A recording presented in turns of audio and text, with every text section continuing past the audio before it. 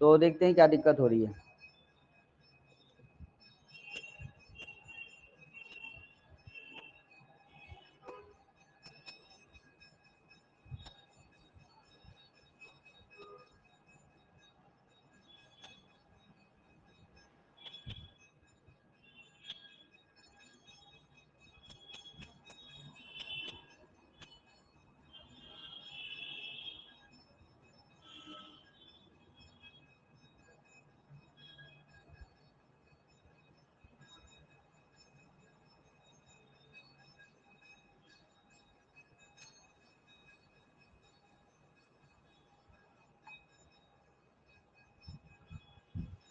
तो फिलहाल हम लोग बातचीत करते हैं।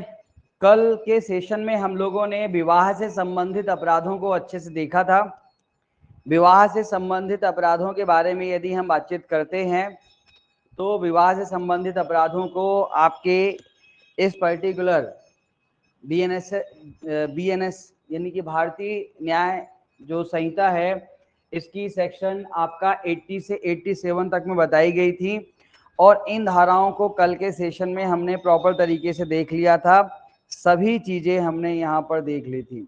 सभी चीजें मतलब कि इसको मैंने दो पार्ट में क्लासिफाइड किया था। एक पार्ट कहा था कि यहाँ पे कॉग्निबल ऑफेंस संज्ञेय अपराध से संबंधित अपराधों के बारे में बातचीत करता है और दूसरा नॉन कॉग्निबल ऑफेंस के बारे में बातचीत करता है, असंज्ञेय अपराध के बारे में बातचीत करता है। संज्ञेय अपराध में 80, 85, 86, 87 ये धाराएं हैं और नॉन कॉग्निबल ऑफेंस में 81, 82, 83, 84 धाराएं हैं।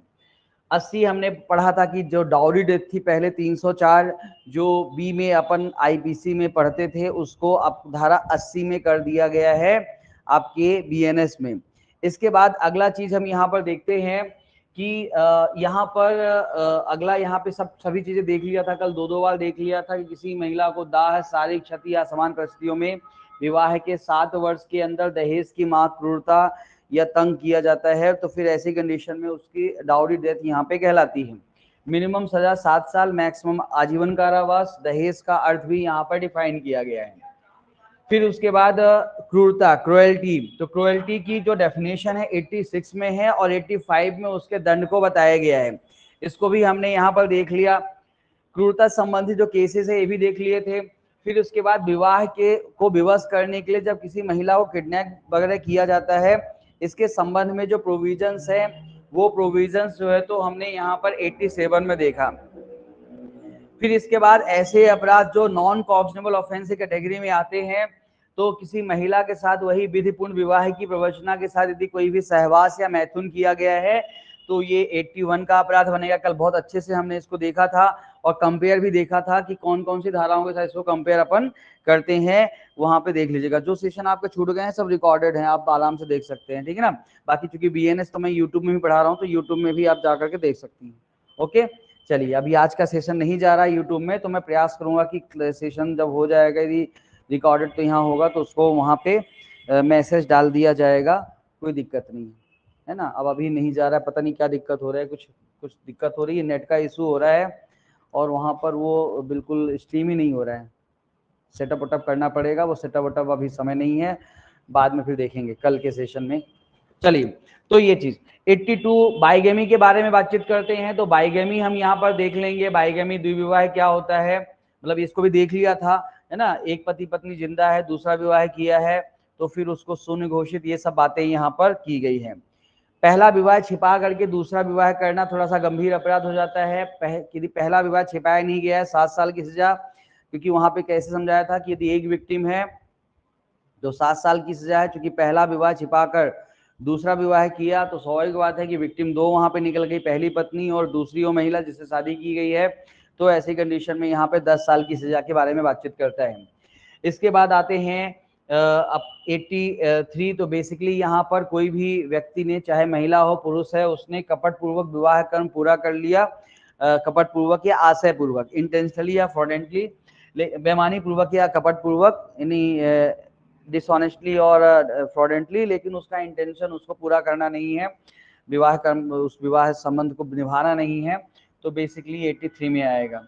84 है कि किसी विवाहित महिला को कोई बहला फुसला करके भगा लेता है, तो 84 का अपराध यहाँ पे बनता है। तो इन अपराधों को हमने लास्ट सेशन में अच्छी तरीके से देख लिया था, ऐसा मैं उम्मीद। चलिए तो आगे हम यहाँ पर चीजों को देखते हैं। तो आगे जो प्रोविजंस हैं अब ये हैं गर्भपात के संबंध में, मिसकैरेज के संबंध में। यदि पहले आप लोग आईपीसी आपको याद होगी तो 312 से लेकर के आगे प्रावधान वहां पर किए गए थे। 312 से लेकर के 316-17 तक में आपके कह सकते हैं कि जो आपके आईपीसी 318 तक, सॉरी 318 तक में जो है तो आईपीसी में प्रावधान वहां पर किए गए थे। तो अब यहाँ पर बेसिकली ये क्या प्रावधान है, तो यहाँ पर अब कुछ ही धाराओं को मैं बताऊंगा। तो पहला है आपका 80, तो इनको 88 से 92 तक में शामिल कर दिया गया है। और यहाँ पे कैसे कुछ क्लासिफिकेशन किया गया है, कुछ अपराध जहां पर बालक प्रभावित हो रहा था उसको उठा करके कह सकते हो कि बालकों के अपराध में रख दिया है। तो इस चैप्टर में काफी उठापटक किया गया है, तो उसको हम देखेंगे। मिसकैरेज के बारे में बातचीत करते हैं। तो गर्भपात क्या होता है, बेसिकली सभी को इसका आइडिया तो होगा ही, यानी कि किसी गर्भवती स्त्री के गर्भ को, है ना, प्रसव के पूर्व, प्रसव मतलब कि वो कह सकते हो अंतिम प्रक्रिया, जिस प्रक्रिया के तहत बच्चा पैदा होता है, प्रसव के पूर्व गलत तरीके से रॉन्गफुली वे में किसी महिला के गर्भ को उसके फोर्सफुली, इसलिए शब्द remove the pregnant woman bombs, ठीक है ना, तो प्री मेच्योर डिलीवरी, तो इसको जनरली जो है तो pre mature delivery, prior pre mature delivery के द्वारा। अब यहाँ पर इस तरीके से जनरली इस बच्चे को निकाला जाता है कि उसकी डिलीवरी के पूर्व, बिल्कुल प्री मेच्योर डिलीवरी के पहले, सॉरी। तो यहाँ पर कह सकते हैं कि उस बच्चे की जनरली डेथ ही हो जाती है, तो ये मिसकैरेज कहलाता है। मिसकैरेज करने के लिए परमिशन केवल एक ही सर्कमस्टांसेस में, एक ही दशा में दी गई है, और वो सर्कमस्टांसेस यहाँ पे बताया गया है कि किसी स्त्री का गर्भपात केवल उसका जीवन बचाने के प्रयोजन से, एक ही प्रयोजन है कि किसी महिला का यदि जीवन किसी भी प्रकार से खतरे में है तो उसके जीवन को बचाने के प्रयोजन से सद्भावना पूर्वक, ठीक है ना, गुड फेथ में कह सकते हो कि मिसकैरेज वहां पर किया जा सकता है। केवल एक ही दशा में मिसकैरेज को परमिट किया गया है, ये ध्यान में रखिएगा आपकी सेक्शन 88 के तहत, कि किसी महिला का जीवन बचाना है, इसके लिए उसका मिसकैरेज जो है तो यहाँ पर किया जा सकता है, गर्भपात किया जा सकता है, इसके अलावा नहीं। अब मान लो कोई व्यक्ति यहाँ पर किसी महिला का गर्भपात करता है, या खुद महिला स्वेच्छा, ध्यान रखना कि गर्भवती स्त्री का स्वेच्छा गर्भपात कारित करना, आगे वो स्पष्टीकरण में लिखा है, तो कोई भी किसी महिला का गर्भपात कारित करता है। अब यहाँ पर ध्यान रखना कि दो सर्कमस्टांसेस लिखी गई हैं। एक लिखी है कि वह स्त्री यदि स्पंद गर्भा हो, इंग्लिश में देखोगे तो women be quick with child. स्पंद गर्भा का मतलब होता है कि बच्चा पेट में इतना डेवलप्ड हो चुका है कि यदि वह बाहर आता है तो वो सरवाइव कर लेगा। जनरली 7 महीने, 8 महीने, 9 महीने का बच्चा, यदि जैसे आप देखते हो कहीं आसपास सुना होगा प्री मेच्योर डिलीवरी हो जाती है, 7 महीने का गर्भ ही जो है तो बच्चा पैदा हो जाता है, तो वहां पर भी बच्चा सरवाइव कर लेता है। यानी बच्चा पूरी तरह से गर्भ के अंदर डेवलप्ड हो चुका है और पैदा होने के लिए तैयार है। उस ऐसी महिला के गर्भ को बोलते हैं स्पंद गर्भा। और तो स्वाभाविक बात है कि बच्चा पूरी तरह से गर्भ में डेवलप्ड है, बस पैदा होना है। तो फिर ऐसी कंडीशन में उसको कोई मारता है गर्भपात के दौरान, सजा थोड़ी ज्यादा रहेगी, 7 ईयर प्लस फाइन। लेकिन अभी कोई बच्चा, मतलब कह सकते सर हो कि 3.5 मंथ है, सॉरी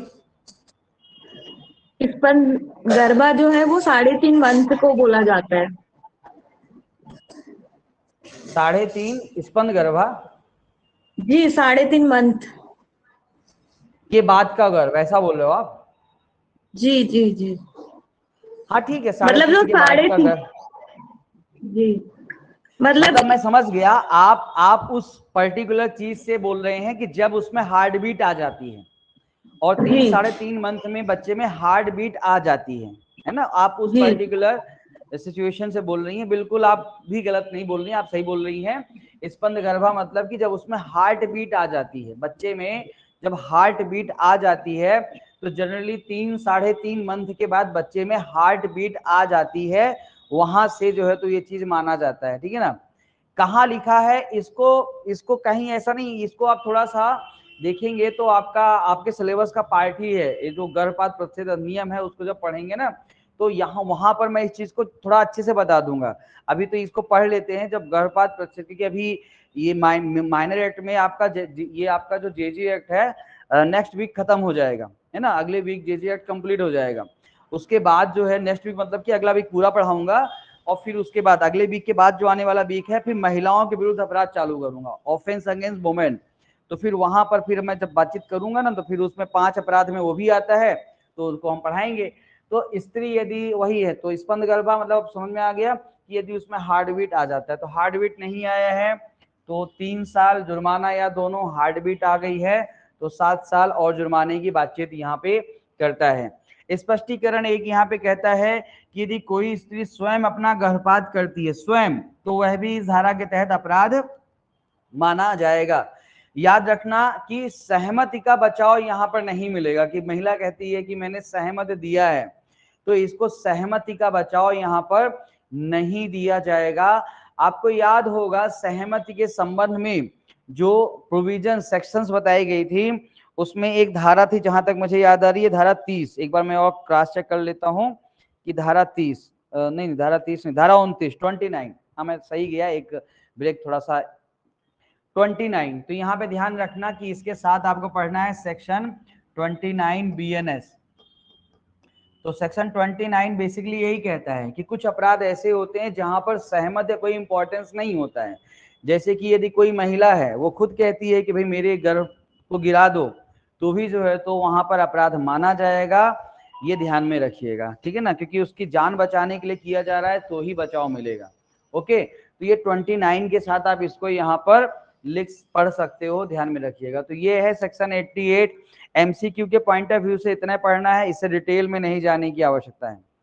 89 की बातचीत करते हैं तो 89 अब ये सिंपल सी बात है कि स्त्री की सहमति के बिना, विदाउट कंसेंट, पहली सेक्शन में सहमति होती है, यहाँ पे सहमति के बिना बिल्कुल साफ तौर पे कहता है, तो without consent of any women causing miscarriage, तो उसका गर्भपात किया जाता है, फिर चाहे यहाँ पर क्विक स्पंद गर्भा हो या नहीं, women in quick with child or not, दोनों ये कंडीशंस हो कि नहीं हो, तो भी जो है तो यहाँ पे गंभीरता बढ़ जाती है, तो सजा देखो बढ़ गई, आजीवन कारावास या 10 साल का कह सकते हो कि कठोर कारावास, महिला भी पनिश की जाएगी, बिल्कुल महिला भी पनिश की जाएगी, तो 10 वर्ष का कठोर कारावास और जुर्माने से दंडित यहाँ पर किया जाएगा।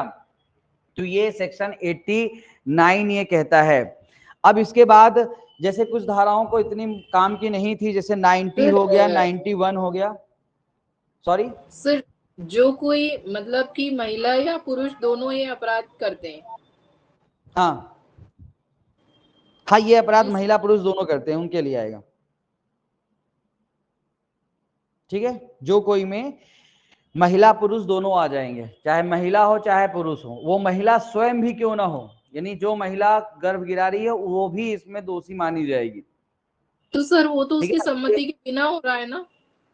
नहीं, सहमत भी है तो भी, जैसे कोई महिला सहमत भी दे रही है तो भी जो है तो अपराध यहां पे माना जाएगा, ठीक है ना,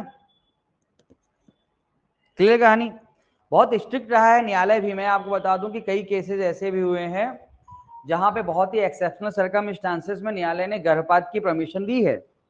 और आपने अभी कुछ समय पहले कुछ केस पढ़े होंगे कि एक लड़की थी 18 साल से कम एज की, उसके साथ रेप हुआ था, उसके बावजूद भी उसको पहले शुरुआती न्यायालय ने मना कर दिया था, ठीक है, कि यदि मतलब सुप्रीम कोर्ट तक मामला शायद गया था, मुझे थोड़ा देखना पड़ेगा, एक बार चेक करना पड़ेगा, तो न्यायालय ने ये कहा कि यदि वो कैपेबल है उस बच्चे को डिलीवर करने के लिए, पालने के लिए, तो फिर उसको मारने की आवश्यकता नहीं है। यदि इससे उस महिला के जीवन को कोई तकलीफ पहुंच रही हो या उसको तकलीफ पहुंच रही है तो फिर गर्भपात कर दो। तो सुप्रीम कोर्ट ने साफ कहा है, क्योंकि ये सुप्रीम कोर्ट ने साफ कहा कि आपकी जो सेक्शन 88 है, जो पहले 312 थी, वहां पे क्योंकि किसी महिला की केवल जान बचाने के लिए, तो यदि कोई लड़की 18 साल से कम एज की है और वो गर्भवती है, प्रेग्नेंट है और बच्चा पैदा होने पर उसके जीवन को संकट हो सकता है, तो बिल्कुल मिसकैरेज कर दो। लेकिन यदि ऐसा नहीं हो सकता है तो उस बच्चे को मारोगे नहीं, पैदा होएगा, फिर चाहे वो रेपिस्ट का ही बच्चा क्यों ना, क्योंकि वो बच्चे की क्या गलती भाई ना, बिल्कुल बहुत साफ तौर पर सुप्रीम कोर्ट ने कहा। क्लियर कहानी, ये चीज यहाँ पे ध्यान में रखिएगा। ओके, अब आते हैं सेक्शन 91 92, इतने 90 91 इतने कोई काम का नहीं है, तो इसको आप हेडिंग पढ़ के भी स्किप कर सकते हैं। गर्भपात करने के आशय से कार्य के द्वारा मृत्यु कारित करना, और 91 में बालक का, हाँ जी, अच्छा, बालक का जीवित पैदा होने रोकने या जन्म के पश्चात उसकी मृत्यु कारित करने के आशय से कोई कार्य करना, तो इन कंडीशंस में सेक्शन 91 यहाँ पे कहता है। ठीक है, देन 92 के बारे में बातचीत करते हैं। तो 92 यहाँ पे क्या बातचीत करता है, ये थोड़ा काम का हो जाता है कि ऐसे कार्य के द्वारा जो आपराधिक मानव वध की कोर्ट में आता है, कोई ऐसा कार्य जो कल्पेबल होमिसाइड की डेफिनेशन में आता है, act amounting the culpable homicide, और उस कार्य के द्वारा किसी व्यक्ति की, किसी बालक की मृत्यु कारित की जाती है, किसी बालक की मृत्यु कारित की जाती है, तो ऐसी कंडीशन में इस धारा के तहत आने वाला अपराध है। तो ये क्या है कहानी, इसकी कहानी क्या है, इसको भी समझते हैं। देखो बहुत सिंपल सा लिखा है 92 कि जो कोई ऐसा कार्य करेगा कि उसके द्वारा किसी की मृत्यु कारित कर दे, यानी कि उसकी आजीवन, उसकी मतलब कि आपराधिक मानव वध कारित कर दे, और उस कार्य से मान लो कि वो व्यक्ति नहीं मरता लेकिन जो है तो बच्चा मर जाता है, तो फिर यहाँ पर कल्पेबल होमोसाइड ही माना जाएगा। ठीक है, तो 10 साल का कारावास यहाँ पे कहता है। एलिस्टेशन भी जो नीचे लिखा है वो देखो सिंपल सा कहता है कि यदि कोई यह जानते हुए कि किसी गर्भवती महिला के मृत्यु की जान चली जाए, मतलब कोई व्यक्ति किसी गर्भवती महिला की जान चली जाए, यह जानते उसको गोली मारता है, ठीक है, गोली महिला के पेट में लगती है और महिला की जान तो बच जाती है लेकिन उसके गर्भ में जो बच्चा है वो मर जाता है। अब देखो जनरली होता क्या है, आगे हम जब पढ़ेंगे कल्पेबल होमोसाइड वहां भी मैं एक बात और डिस्कशन करूंगा कि किसी भी महिला के पेट में यदि कोई गर्भ है उसको मारने के लिए, पेट में गर्भ को मारने के लिए कोई गोली चलाता है, मतलब कोई अपराध, गोली क्या मतलब कोई उसको गर्भपात करने पेट में बच्चे को मारने के लिए, तो बेसिकली मिसकैरेज कहलाएगा, है ना। लेकिन उस बच्चे का कोई भी अंग बाहर निकला हुआ है और फिर उसको मारता है तो वो कल्पेबल होमोसाइड कैटेगरी में आ सकता है। पढ़ेंगे सेक्शन जब 100 पढ़ेंगे तो वहां पे मैं उसको और अच्छे से क्लियर कर दूंगा। लेकिन ये धारा कहती है कि कोई भी बच्चा अभी भी महिला के गर्भ में है और सामने वाला व्यक्ति उस महिला को मारने के लिए गोली चला रहा है, लेकिन वो महिला बच गई, बच्चा मर गया। अब गोली चलाने वाले का इंटेंशन क्या है, मृत्यु कारित करना। तो यहां पर चूंकि कह सकते हो कि मिसकैरेज नहीं कहलाएगा, यहां पर कहलाएगा आपराधिक मानव वध, कल्पेबल होमोसाइड, और थोड़ी गंभीरता बढ़ गई है तो यहां पर 10 साल की सजा देने के बारे में बातचीत करता है। दोनों में से किसी बात की 10 साल की सजा या जुर्माना या दोनों के बारे में देखो वहां पे बात, सॉरी 10 साल की सजा और जुर्माना है, और जुर्माना एंड फाइन यहाँ पे कहता है सेक्शन 92। तो कुल मिलाकर के कार्य जो आपराधिक मानववध नहीं है लेकिन किसी सजीव आजाद व्यक्ति की मृत्यु कारित किया जा सकता है, किया जा रहा है, तो ऐसी कंडीशन में ये पर्टिकुलर धारा के तहत दोषी माना जाएगा। तो ये भी थोड़ा सा इंपॉर्टेंट सेक्शन यहाँ पर हो जाती है, ठीक है ना। बिल्कुल, हाँ बिल्कुल, संस्था ने सुप्रीम कोर्ट में अपील की थी, वही मामला था, वो मुझे अभी याद नहीं आ रहा, बहुत सारी है ना। अब केसेस तो मैं क्या करता हूँ कि मैं लिख लेता हूँ ऐसे कि कोई केसेस से मिलता है ना, कहीं पर सुनता पढ़ता हूँ तो उसको मैंने एक ऐसी कॉपी बना रखी उसमें लिख लेता हूँ, है ना, कि एक काम का केस है, चलो लिख लेते हैं, कहीं बच्चों को बताने काम आएगा। पर हो गया, वो कॉपियाँ भी अपन कभी कभी उठाए तो फिर नहीं ध्यान आए, है ना। चलिए, तो ये कुछ अपने ये प्रैक्टिस में रखो हमेशा, जो है तो 2-3 मतलब 2-3 जो है तो आदतें डालो। तो जैसे मैं 2-3 जैसे कोई प्रक्रिया मुझे पता चलती है, कोई प्रोसीजर कि कोई अच्छा ऐसी प्रक्रिया भी होती है, तो वो प्रक्रिया मैं एक जगह लिख लेता हूँ। और कोई ऐसी जानकारी मिलती है कि लीडिंग केस, अच्छा लीडिंग केस मिलता है तो मैं लिख लेता हूँ। तो ये थोड़ा सा क्या होता है ना कि अपने पास ऐसे डाटा इकट्ठा होता रहता है, तो है ना, तो ये चीजें भी अपन करते हैं। चलिए मुद्दे की बात करें तो ये आपका पर्टिकुलर सेक्शन यहाँ पे 92 कहता है। आगे बढ़ते हैं, बालकों के विरुद्ध अपराध, ऑफेंस अगेंस्ट चाइल्ड। बालकों के विरुद्ध अपराध के बारे में हम बातचीत करते हैं। तो ऑफेंस अगेंस्ट चाइल्ड, अब देखो ये एक नया जो है तो यहाँ पे प्रोविजंस जोड़ा गया है, पर यहाँ पे बोलोगे कि नया क्या है, तो नया कुछ भी नहीं है। पुराने अपराधों को जो यहाँ वहाँ बिखरे हुए थे अलग अलग जगह, तो मतलब इन्होंने क्या किया कि जहां बालक दिखा उसको उठा के यहाँ पटक दिया। ये भी नहीं सोचा कि उसके साथ भी संबंधित चीजें भी बतानी पड़ेंगी, जैसे कि गर्भपात की वो सेक्शन उस चैप्टर पढ़ते हो तो वो सेक्शन 317 वगैरह पढ़ते हो तो वो यहाँ लाके पटक दिया, 318 यहाँ लाके पटक दिया। फिर किडनैपिंग एब्डक्शंस की सेक्शन जहां जहां बच्चा दिखा उसको यहाँ पे लाके पटक दिया, है ना। अब वही है कि अब वो जैसे किडनैपिंग, अब जैसे यहाँ पे किडनैपिंग करेगा, एब्डक्शन करेगा, तो अब वो कहानी वही है ना। पहले क्या सिस्टमेटिक था आईपीसी में कि किडनैपिंग पहले पढ़ा दी, फिर कैसे कैसे किडनैपिंग हो सकती है बताया, पर यहाँ पर तो नहीं बच्चों को इकट्ठा करना है तो कम से कम वहाँ पे कुछ स्टार्ट नीचे करके, पर वो ठीक है किडनैपिंग पढ़ लेंगे आगे पढ़ लेंगे, है ना, वही जो मैंने कल बताया किडनैपिंग आगे पढ़ लेंगे, अभी तो कम से कम बच्चों के खिलाफ प्रोविजन इकट्ठा कर लो और नया कुछ उसमें नहीं बदलाव करना है ना, क्योंकि उसमें नया बदलाव करेंगे तो ज़्यादा दिमाग लगाना पड़ेगा। और फिर वो भी मुद्दा ये भी था कि भाई जो केस चल रहे हैं, जो प्रक्रिया है, बहुत सारी परेशानी झेलनी पड़ेंगी, तो जो है इसको ही चुपचाप उठा के इकट्ठा करके पटक दो, ठीक है। चलिए अब यहाँ पर क्या किया गया है, तो यहाँ पे देखोगे सेक्शन 93 और ये सेक्शन पहले 317 थी।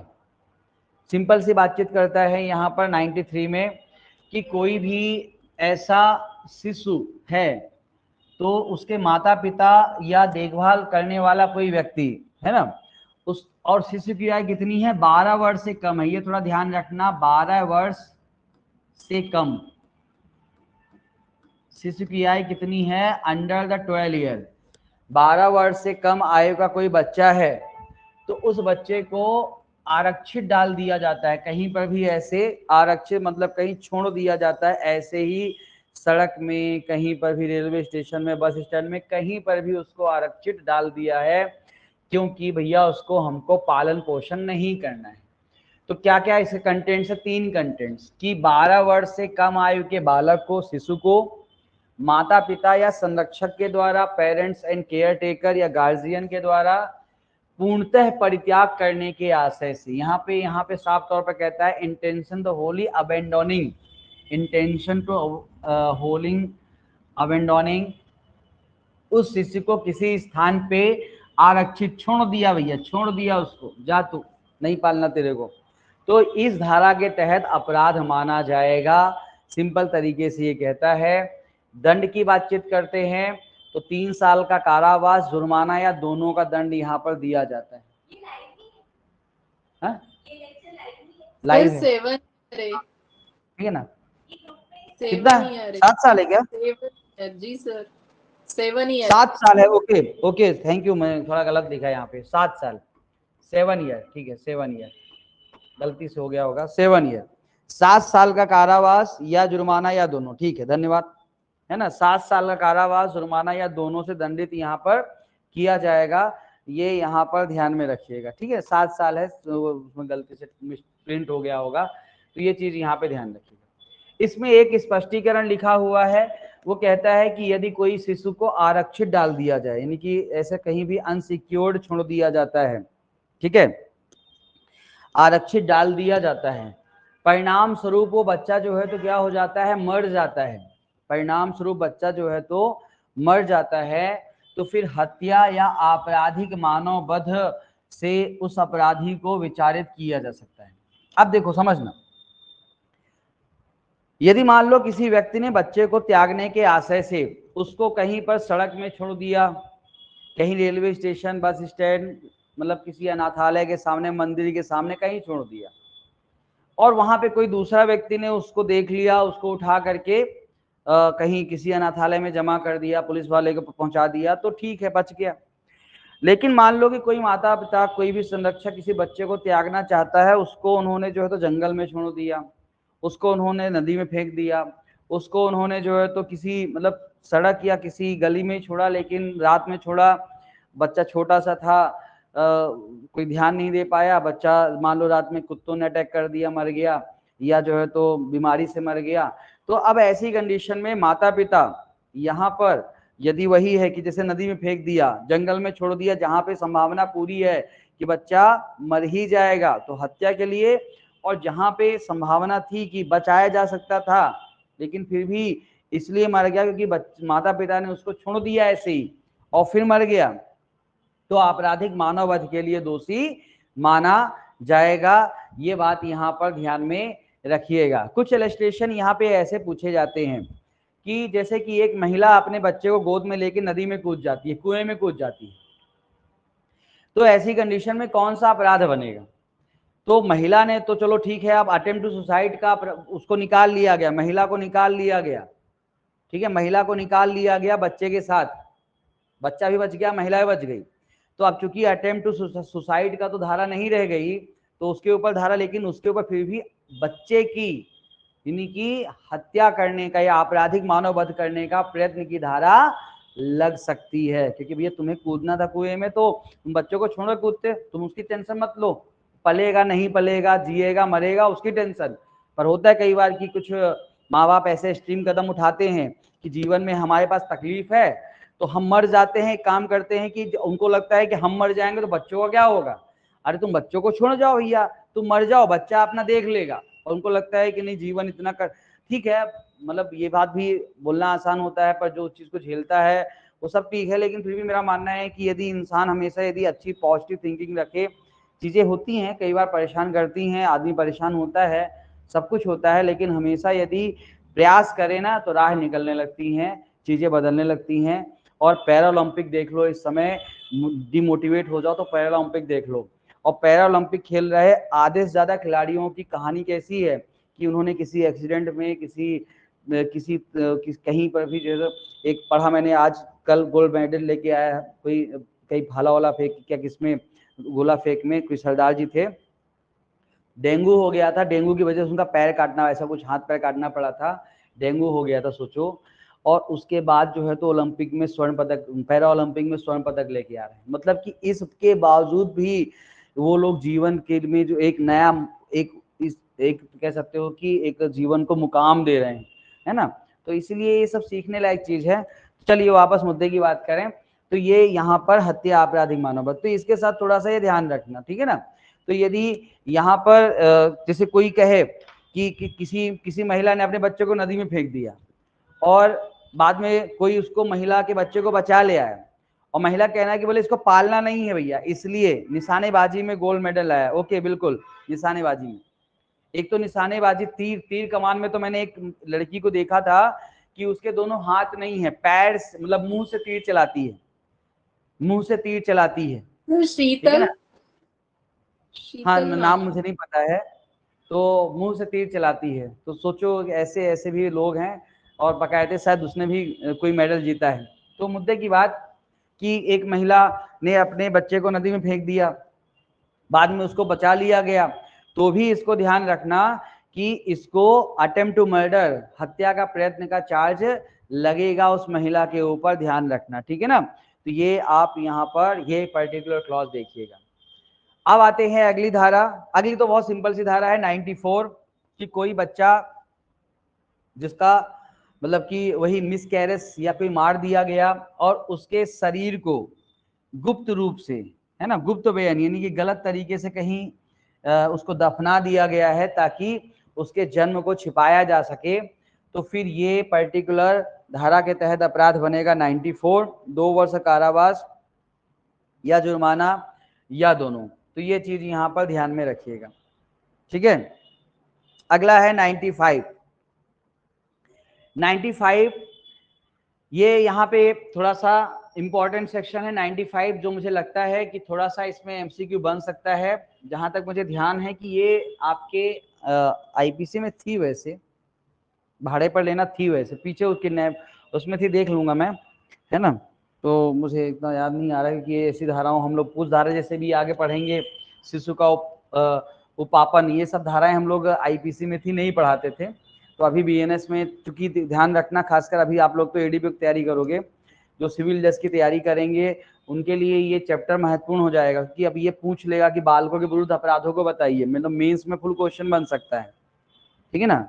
हाँ था वो याद, सेक्शन याद नहीं आ रहा, चलो। तो यहाँ पे क्या कहता है कि अपराध के लिए किसी बालक को भाड़े पर लेगा, उसको नियोजित करेगा या उसको नियुक्त करेगा, है ना। तीन चीजें कहता है, भाड़े पर लेना, नियोजित करना या नियुक्त करना।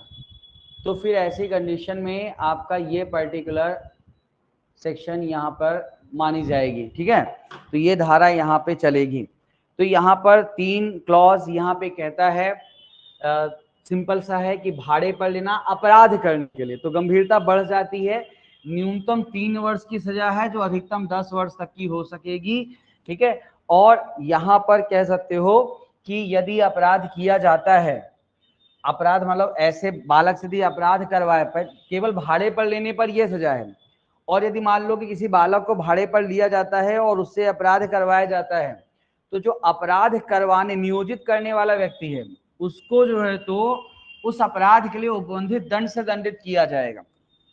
जैसे मान लो कोई व्यक्ति किसी बच्चे को भाड़े पर लेता है और बच्चे से मर्डर करवाता है, तो फिर वहां पर मर्डर की सेक्शन यहाँ पर लगेगी, न्यू सेक्शन है। अच्छा नहीं देख लेंगे, मैं एक बार क्रॉस चेक कर लूंगा, वैसे कोई मुझे नई ही लग रही है धारा, मैं एक बार क्रॉस चेक कर लूंगा, क्योंकि मुझे यहाँ तक पहले ये धारा नहीं थी, आईपीसी में ऐसी धारा हमने नहीं पढ़ी थी, पढ़ी होती तो याद होती, है ना। तो ये न्यू सेक्शन ही है ना, फिर भी एक बार मैं क्रॉस चेक कल बता दूंगा कभी, है ना। चलिए ओके, तो ये यहाँ पे ध्यान रखिएगा। तो यदि अपराध किया जाए नियोजित अथवा कोई मतलब यहाँ पे, तो यहाँ पे वही चीज है कि जो व्यक्ति ऐसा अपराध करवा रहा है उसको उस दंड, तो कोई व्यक्ति यदि ऐसे भाड़े पर बच्चे को लेकर मर्डर करवा रहा है तो उस व्यक्ति को मर्डर के लिए वही फांसी की सजा, आजीवन कारावास की सजा दी जाएगी। ये सेक्शन आपका 95 कहता है, ठीक है। 96 कहता है आपका शिशु का उपापन, शिशु का उपापन, ठीक है ना। प्रोक्यूरेशन ऑफ चाइल्ड, एक प्रोक्यूरेशन शब्द लिखा है, यानी कि उपापन का बेसिकली उपापन लिखा है, लेकिन इसका बेसिकली मतलब क्या माना गया है, आप देखोगे कि किसी बच्चे को इलिसिट यानी अनुचित संभोग करने के लिए, विवश करने के लिए। तो किसी बालक यहाँ पे ध्यान रखना, चाहे लड़का हो या लड़की हो, उसका एज जो है 18 साल से कम एज का होगा तो शिशु कहलाएगा। तो फिर उसके साथ सेक्सुअल कोई भी इलिसिट इंटरकोर्स करने के लिए, विवश करने के लिए, प्रेरित करने के लिए उस बालक को प्राप्त करेगा, अपने पास रखेगा, इस धारा के तहत अपराध माना जाएगा, 10 वर्ष तक का कारावास और जुर्माना। अगला है ये 97, ये महत्वपूर्ण धारा है, एमसीक्यू बनता है यहाँ पर, खासकर इसमें एज भी लिखी है। तो कोई व्यक्ति 10 वर्ष से कम आयु के बालक को जो है तो क्या करेगा, किडनैप करेगा, है ना, किडनैप करेगा या एब्डक्ट करेगा, व्यपहरण या अपहरण करेगा। व्यपहरण अपहरण क्या होता है सबको पता है, नहीं तो अपन उसको आगे पढ़ लेंगे। तो व्यपहरण अपहरण मतलब किडनैप करना, किसी को संरक्षक से उठा ले जाना, है ना, बल शक्ति का प्रयोग करके उठा ले जाना, तो ये किडनैपिंग एब्डक्शन कहलाता है। और यहाँ पर किसी 10 साल से कम बच्चे का किडनैपिंग किया गया है, उद्देश्य क्या है, उद्देश्य है कि उसके शरीर में कुछ जो जंगम संपत्ति है उसको बेईमानी पूर्वक आज से चोरी कर सके। तो जैसे बच्चे होते हैं छोटे छोटे, उनको माताएं जो है तो क्या पहना देती हैं, कुछ सोने चांदी के जेवरात पहना देती हैं, तो वो देख करके अपराधी अट्रैक्ट होते हैं, है ना, अच्छे लगते हैं। वैसे एक बहुत अच्छा ऐसा ठुमरी गाई जाती है कि ठुमक ठुमक चलत रामचंद्र और बाजत पैजनिया। तो चलिए, तो वैसी कहानी है कि मुद्दे की बात यहाँ पर कि 10 वर्ष से कम आयु के शिशु के शरीर से जंगम संपत्ति बेईमानी पूर्वक चोरी करने के आशय से उसका व्यपहरण अपहरण यहाँ पे किया जाता है। तो ये यहाँ पे 7 साल का कारावास और जुर्माना ये यहाँ पर मानी जाती है, ध्यान में रखिएगा, ठीक है ना। तो ये 97 में है, ये थोड़ा सा इंपॉर्टेंट है क्योंकि एमसीक्यू यहाँ पे बन सकता है। फिर 98 भी देखेंगे तो 98 यहाँ पे कहता है कि वेश्यावृत्ति यानी कि वेश्यावृत्ति आदि के प्रयोजन के लिए, वेश्यावृत्ति आदि के प्रयोजन के लिए, ठीक है, किसी कह सकते हैं कि शिशु को बेचना, किसी शिशु मतलब 18 साल से कम आयु के बेचना, उद्देश्य क्या है, प्रोस्टिट्यूशन। इसका हेडिंग ही ध्यान रखना, sorry I am sorry, heading में ही एमसीक्यू बनने की संभावना है। तो कह सकते हो कि प्रोस्टिट्यूशन वगैरह के लिए किसी शिशु को बेचना, भाड़े पर लेना या उसको प्राप्त करना, 3 चीजें। तो सिंपल सी बात है कि 10 वर्ष कारावास और जुर्माना। और यहाँ पर 2 स्पष्टीकरण है। पहले स्पष्टीकरण में ये बोला गया है उपधारणा, इसमें भी उपधारणा। और कैसी उपधारणा पहले स्पष्टीकरण में बताई गई है? विधि की खंडनीय उपधारणा। खंडनीय उपधारणा मैंने क्या बताया था? जैसे मान लो किसी व्यक्ति के कब्जे में कोई बालक मिलता है, तो यहाँ पे उपधारणा ये की जाएगी कि आपने वेश्यावृत्ति के प्रयोजन के लिए ही उसको अपने पोजीशन में रखा है।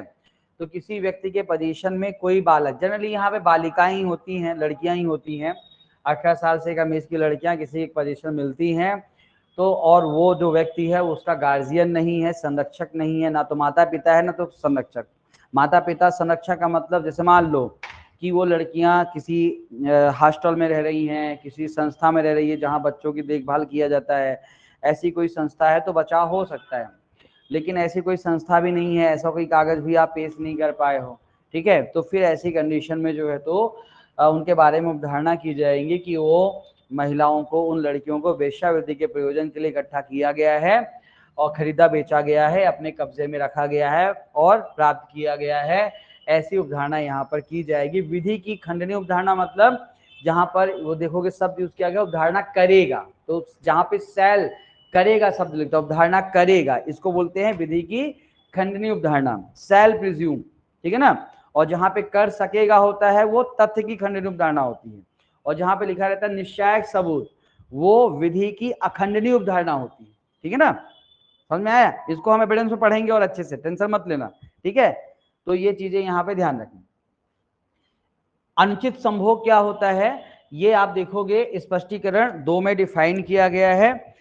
ये भी ऐसा कोई दिक्कत वाली बातचीत नहीं है, डेफिनेशंस वगैरह तो इतना नहीं बनता है ना, पर कभी पूछ ले तो ध्यान रखना। तो यहाँ पे वही है कि कोई भी सेक्सुअल इंटरकोर्स जो विवाह से युक्त नहीं है, मतलब कि 2 व्यक्ति आपस में मतलब मिलकर यदि साथ रहते हैं और सेक्सुअल इंटरकोर्स करते हैं तो उनके बीच वैवाहिक संबंध नहीं है, तो उसको इलिसिट इंटरकोर्स माना जाता है। ध्यान रखना, अयुक्त संभोग इलिसिट इंटरकोर्स माना जाता है, ऑफेंस नहीं है। ऐसा इसको कई लोग बोलते हैं अपराध है, अपराध की नहीं, क्योंकि देखो 2 व्यक्ति हैं, आप तो सुप्रीम कोर्ट ने भी कह दिया कि 2 व्यक्ति सहमत से संबंध बना रहे हैं तो अपराध नहीं है, फिर चाहे उनके बीच कुछ भी संबंध क्यों ना हो, ठीक है। फिर चाहे वो दोनों लड़का हो, दोनों लड़की हो या लड़का लड़की हो, तो फिर वो सीधी सी बात है। जैसे आपको पता होगा 377 भी जो है तो जो पहले थी, अभी तो है भी नहीं आपके बीएनएस में, 377 को भी जो है तो वहां पर से हटा दिया गया है। ये चीज यहाँ पे ध्यान रखिएगा। लेकिन ये बेसिकली कहता है कि 2 व्यक्ति यदि मतलब इनके बीच कोई वैवाहिक संबंध, अच्छा यहाँ पे आगे वो चीज कहता है कि वैवाहिक संबंध का यही मतलब निकाला जाएगा कि जैसे कुछ समुदाय, कुछ कबीले हैं जहां पर कह सकते हो कि उनकी पर्सनल विधि के तहत कोई व्यक्ति शादी के बिना भी साथ में रह सकते हैं, ऐसे कुछ कबीले हैं। तो ऐसे कोई कबीलों का ऐसा कोई प्रथा है, तो यदि वहां पे वहां के बच्चे या वहां के कोई पुरुष स्त्री साथ में रहते हैं तो वो अपराध यहाँ पर नहीं माना जाएगा, यही चीज वहां पे कहता है, ठीक है ना। तो ये ध्यान में रखिएगा, ये आपकी पर्टिकुलर स्पष्टीकरण 2 यहाँ पे कहता है। इसके बाद ये दोनों स्पष्टीकरण ये आगे मैंने लिख दिया है कि चूंकि अगली सेक्शन 99 में भी ये दोनों स्पष्टीकरण लागू होते हैं, तो ये चूंकि दोनों स्पष्टीकरण 98 के साथ भी काम करते हैं, ये स्पष्टीकरण 1 और 2 और 99 के साथ भी, तो मैंने यही लिख दिया। 99 भी जो है तो अच्छा हाँ, अंतर देखो क्या है, आप देखोगे बहुत ज्यादा अंतर नहीं है। यहाँ पे है बेचना और यहाँ पे है खरीदना। अब ये एमसीक्यू बन सकता है ना।